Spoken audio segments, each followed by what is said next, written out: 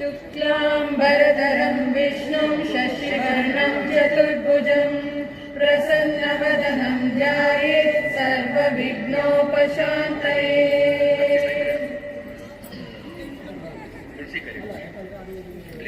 विशुद्धं परं सच्चिदानन्दरूपं गुणाधारमाधारहीनं वरेण्यं महान्तं विभान्तं गुहान्तं गुणान्तं सुखान्तं स्वयं राम रामं प्रपद्ये। शिवं नित्यमेकं विभुं तारकाख्यं सुखाकारमाकारशून्यं सुमान्यं महेशं कलेशं सुरेशं परेशं नरेशं निरीशं महेशं प्रपद्ये।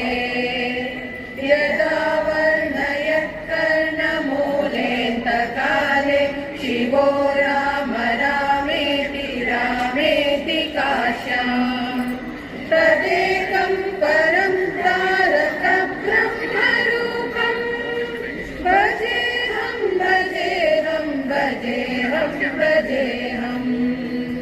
महारत्नपीठे शुभे कल्पमूले सुखासीनमादित्यकोटिप्रकाशम् सदा जानकी लक्ष्मणोपेतमेकम् सदा रामचन्द्रं भजेऽहं भजेऽहं।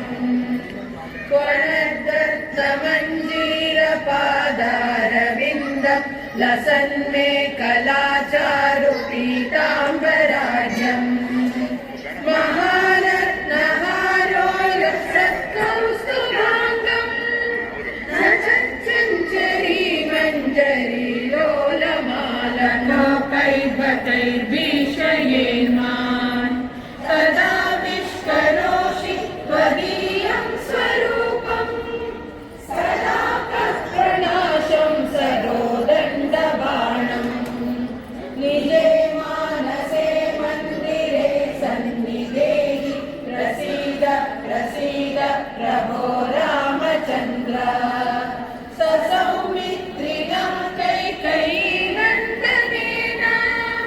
सशक्त्यानुभक्त्या च संसेव्यमाना स्वभक्ताग्रगण्यैकपीशैर्महि नमः पुण्यपुञ्जैकलभ्याय तुभ्यम् नमो वेदवेद्याय चार्याय पुंसे नमः सुन्दरायेन्दिरावल्लभाय नमो विश्वकर्त्रे नमो विश्वहर्त्रे नमो विश्वभोक्त्रे नमो विश्वमात्रे नमो विश्वनेत्रे नमो विश्वजेत्रे नमो विश्वपित्रे नमो विश्वमात्रे।